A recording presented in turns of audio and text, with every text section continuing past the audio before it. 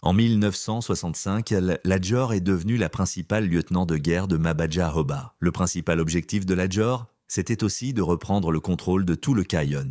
Cependant, les Korans sont convaincus d'une chose, tant que Ladjor est en vie, ils n'auront jamais la paix. Ce qui pousse également le commandant supérieur de Gorée, Binela Prat, à se rendre à Akaoula. Il envoie par la suite un émissaire pour convaincre Mabaja Hoba de lui livrer le fugitif de Ladjor, mais Mabaja Hoba refuse catégoriquement afin d'honorer le pacte qu'il avait avec ces derniers, ce qui est tout simplement une belle preuve de sa loyauté. Tout cela aboutit à la célèbre bataille de Patebadjan près de Paoskoto le 30 novembre 1865. Elle est aussi appelée la bataille du Rip, où Binela Prat avait regroupé 2000 chevaliers, 5000 fantassins et 500 cavaliers volontaires venus du Walou, du Nundianbourg et du Djander.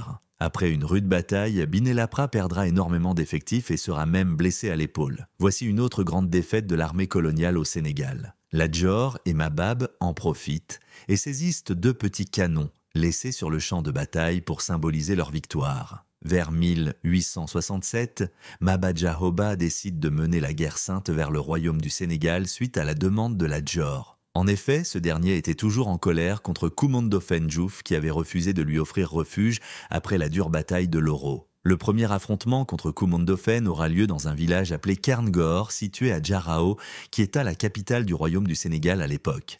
En fait, il s'agissait plus d'une attaque surprise que d'une bataille, car ce village de Kerngor n'était pas propice aux affrontements. Cependant, ce sera un combat très dur, et suite aux recommandations de Mabab, Ladjor retourne au rythme. Le 18 juillet 1867, Mabab, Ladjor et Alborindia marchent avec leur armée vers le marigot de Fandane où s'engage la bataille de Sombu-Tchoutchou, également appelée la bataille de Sombu. La bataille est incarnée face aux serrures animistes dirigées par Koumandofen Diouf.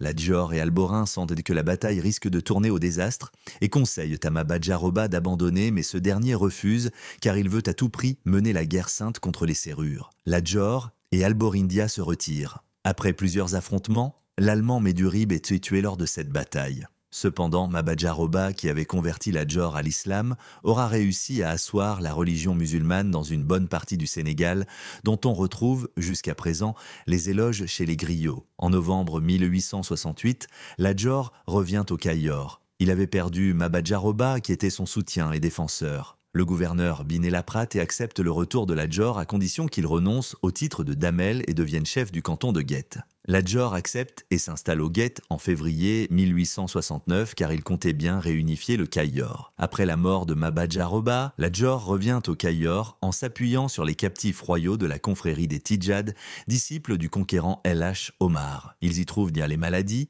les sauterelles destructrices de récoltes, la guerre civile ainsi que la famine. Ladjor blâme les colons et parvient à galvaniser la population qui commence à leur en vouloir. Mais Ladjor, qui est un homme très ambitieux, refuse de se contenter du simple poste de chef de canton que les Français lui ont confié. Il veut maintenant reprendre tout le Cayor. Il s'allie alors avec le marbot-toucleur Sékou Amdouba, également ennemi des Français. Ensemble, ils combattent les Français à la bataille de Mékhé le 3 juillet 1869.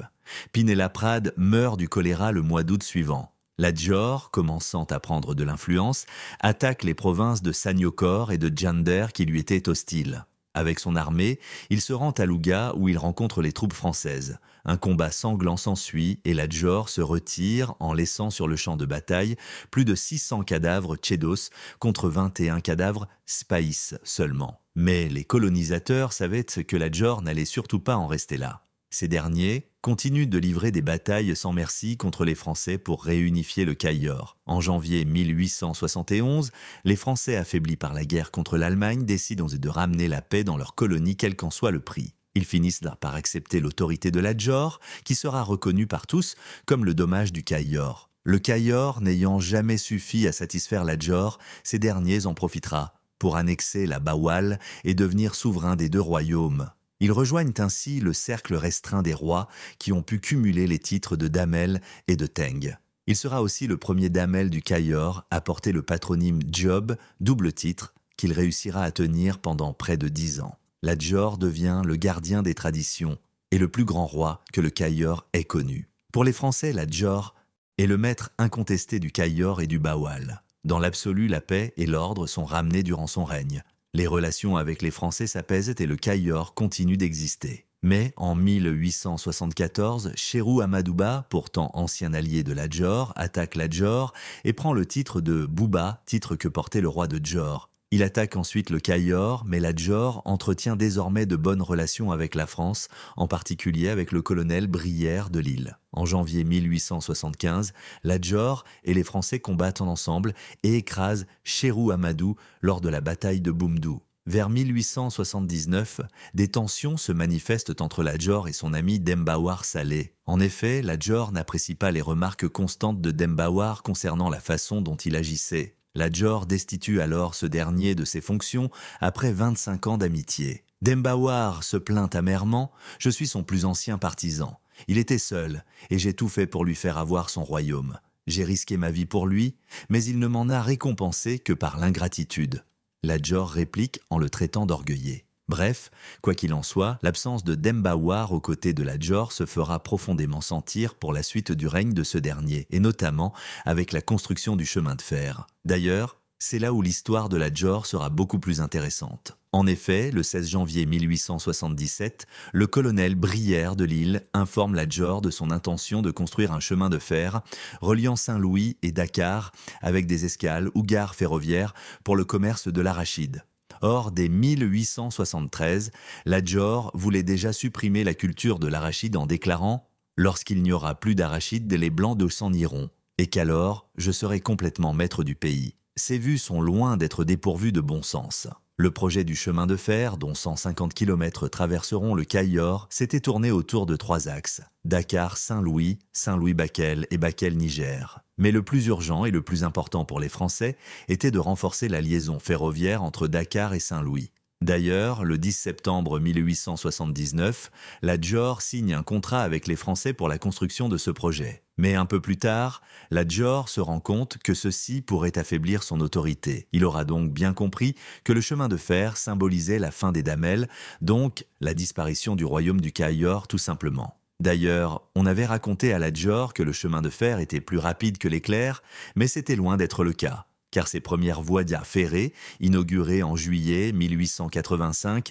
n'avaient que des trains roulant à 20 km à l'heure. Mais Ladjor était bien intelligente pour ne pas s'apercevoir que l'effet néfaste du chemin de fer était en effet plus rapide que l'éclair, d'où sa célèbre phrase « gant du tabac » ou « l'étranger ne construit point ». Bien qu'il ait signé ce contrat d'acceptation du chemin de fer, il déclarera plus tard que ce serait certainement une souris qui lui apprendrait sur terre l'installation des rails. Ladjor oppose alors un veto catégorique à ce projet en appelant tout son peuple à la révolte. De grands conflits seront bientôt ouverts avec le gouverneur Grière de Lille au sujet du chemin de fer et déclarera la guerre aux Français après leur alliance.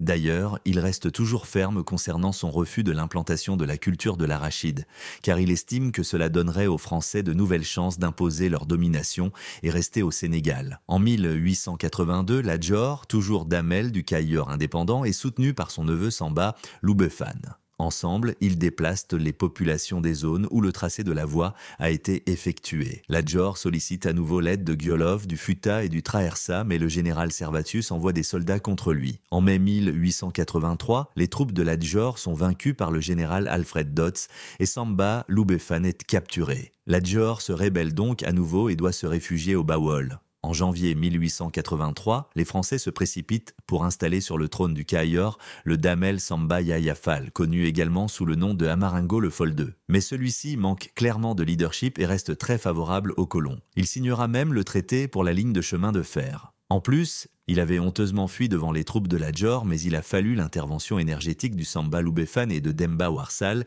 pour arrêter l'envahisseur de Ladjor et l'obliger à se retirer dans la Jolof chez son neveu et lieutenant Albouri Ndiaye. C'est donc dans ce contexte très particulier que Samba Loubefane sera intronisé damel du Cayor, fonction qu'il occupera pendant 3 ans. Mais lui aussi sera favorable au projet du chemin de fer déjà entamé et placera officiellement le Cayor sous protectorat français. Ayant longtemps combattu à l'ombre de Ladjor, ce roi de Jolof, nommé Albouri Sénébou Ndiaye, connu plus spécialement sous Albouri Ndiaye, a joué un rôle plus qu'important dans l'histoire de Ladjor. En effet, il a grandi avec ces derniers et participé à toutes ces batailles. Il défend aussi les mêmes causes que Ladjor, à savoir la lutte contre la suprématie française.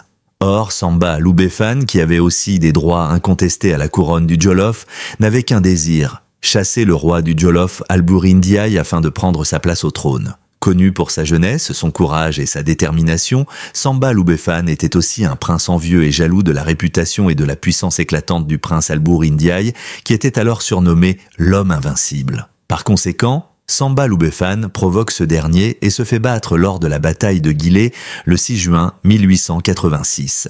Alboury tente d'envahir le Cayor, mais Samba Loubéfane propose finalement une grosse somme d'argent pour compenser les dommages de guerre. De ce fait, c'est dénié par Atibawan, où il demande une aide financière aux riches commerçants français, mais les esprits s'échauffent et Samba Loubéfane est abattu par les lieutenants Chauvet et Spicer le 6 octobre 1886. Comme il n'y a plus de damel au Cayor, la France impose sa loi comme d'habitude et supprime le titre de damel. Le Cayor est ainsi divisé en 6 provinces distinctes, et Demba Warsal est appelé à la présidence de ces provinces. Bizarrement, la Djord ne semble pas être attristé par le sort de Samba Loubéfane. Il déclare d'ailleurs aux Français « Ce qui est survenu entre vous et Samba Loubéfane est un bien pour moi. Ce que vous avez fait à ce damel me fait plaisir. Cette mort ne me fâche point, mais aujourd'hui le Cayor n'a plus de maître. Si on met le Cayor dans ma main, on ne dérangera rien de ce qui existe. » Mais c'était malheureusement trop tard pour lui, car le système de damel a désormais fait son temps. Infatigable et refusant le fait accompli, la Djord poursuit la guérilla jusqu'au jour où il tombe près du puits de Déchélé le 26 octobre 1886 à l'âge de 44 ans, entouré de ses derniers Téchédos. Il aura livré au total 44 batailles durant son règne, ce qui est d'ailleurs très impressionnant. Le capitaine français Valois raconte le déroulement de cette bataille de Déchélé d'une rare violence. Il nous livrait un combat acharné. Pendant un quart d'heure, on se fusillait de si près que beaucoup d'ennemis avaient de leurs vêtements brûlés par la poudre.